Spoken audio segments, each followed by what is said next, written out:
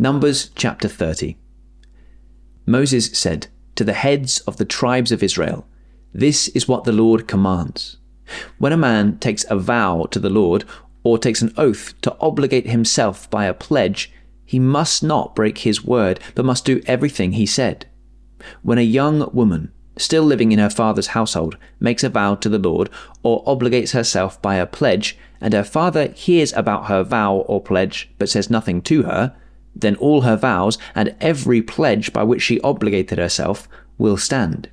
But if her father forbids her when he hears about it, none of her vows or pledges by which she obligated herself will stand.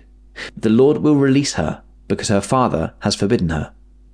If she marries after she makes a vow, or after her lips utter a rash promise by which she obligates herself, and her husband hears about it but says nothing to her, then her vows or pledges by which she obligated herself will stand.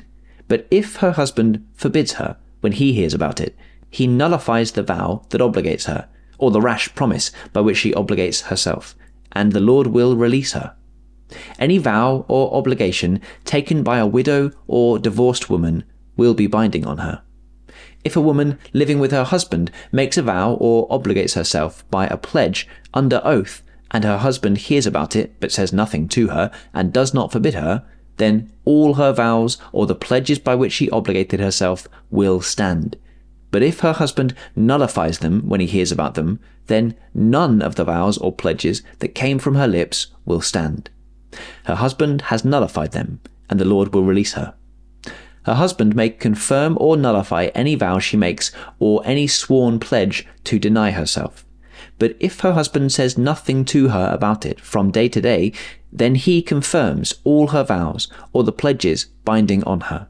He confirms them by saying nothing to her when he hears about them.